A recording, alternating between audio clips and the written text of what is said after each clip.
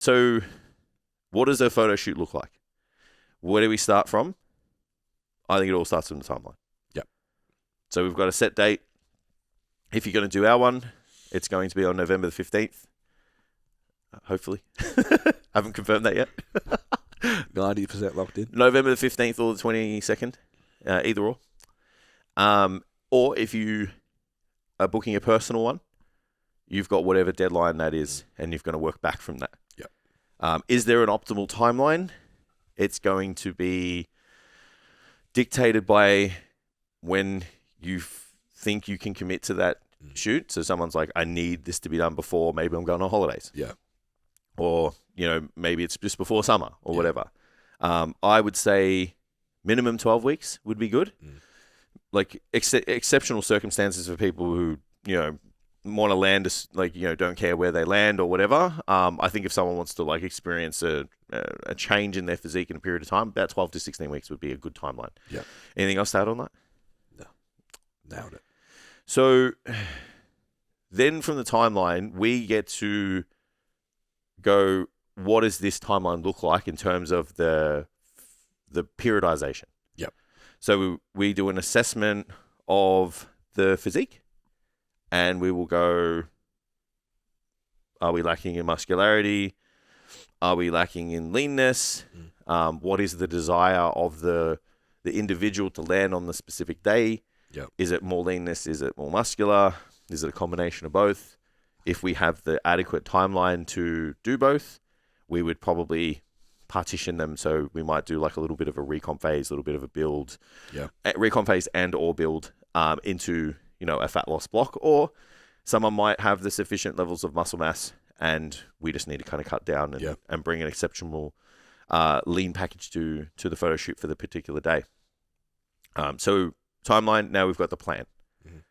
So then we add another layer to that plan, training. What does training look like for those people in your eyes? For me, not a whole lot different. Yep. So is there any particular lenses that you look through for a physique client to a strength-based client, or? Yeah, for sure. So when you're switching to a goal, it's starting to, especially with my guys, it's like most of them have multiple different goals under the same. So most of them want to be strong and in shape. Some of them also want to be fit. So there's maybe 3 layers that we're looking at.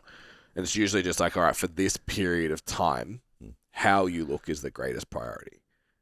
So we train muscle-centric over movement-centric for this period of time. That's still going to keep you strong. It's fine. Yeah. But we just change the lens a little bit of the programming and all of those types of things.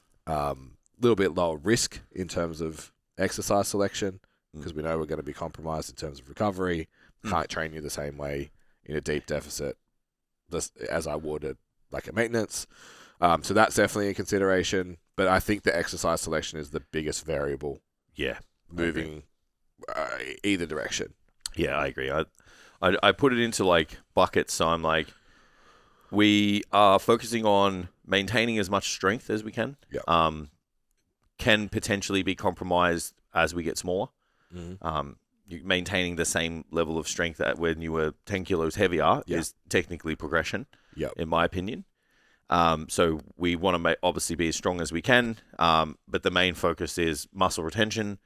So we just need adequate stimulation. So a program that builds muscle is a really good one at kind of keeping muscle. And then the main objective when someone is moving into a dedicated fat loss phase for the photo shoot would just be driving an energy deficit outside of the training.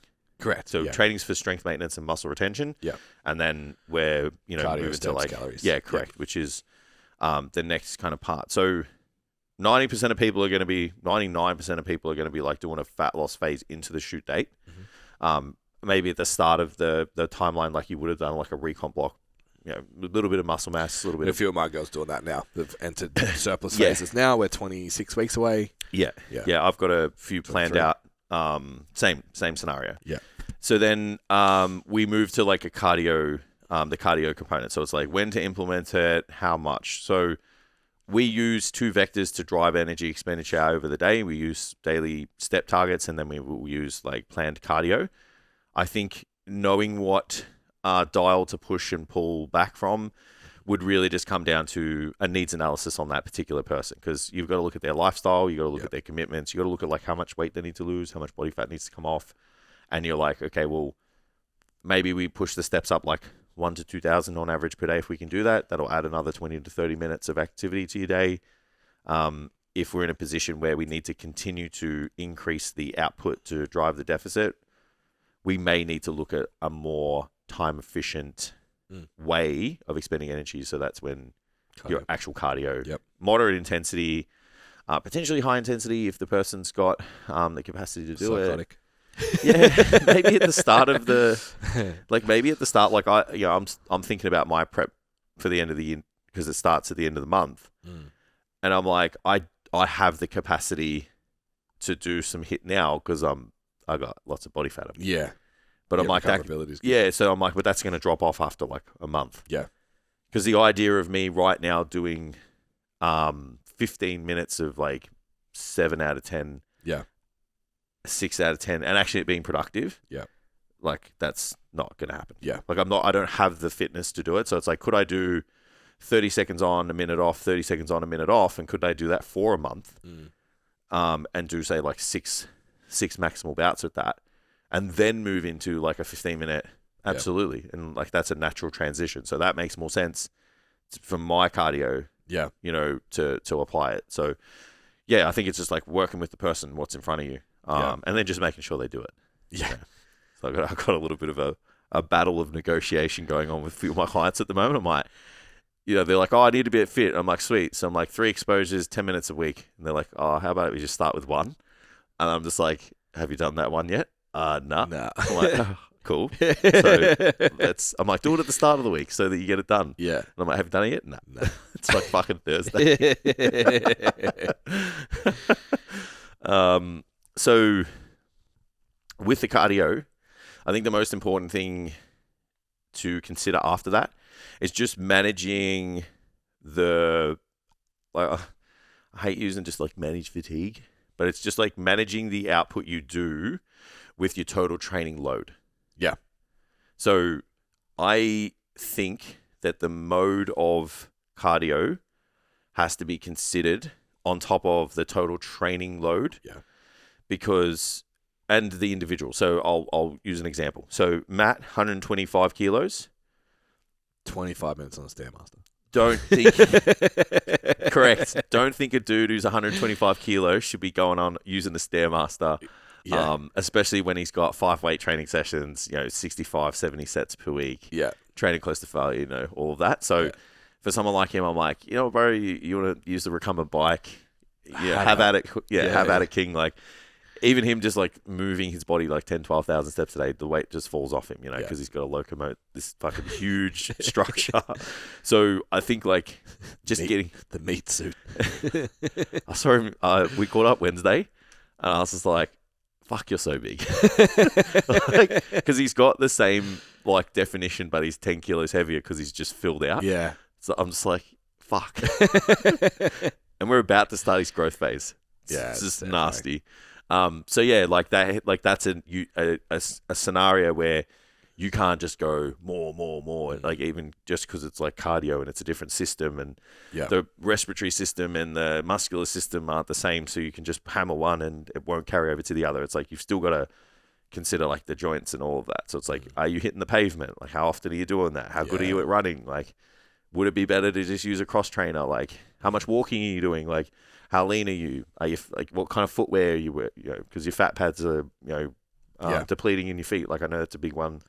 For myself, like, eventually I just live in New Balance because my feet hurt all the time. Yeah. Like, by the end of that car, I couldn't wear Jordans at all. Yeah, right. Yeah, because my feet were just, like my bones were just fucking hitting the ground. I had that a lot with calf training. Yeah, you just have no protection.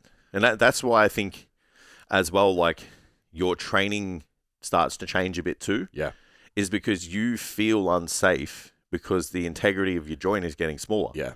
Because you got fat pads like within all of your structure. So if they diminish, you feel a little bit frail. If from a powerlifting standpoint, I can speak to being fatter, that stabilization that it brings to joints. Yeah. Ugh, it's delightful. Yeah.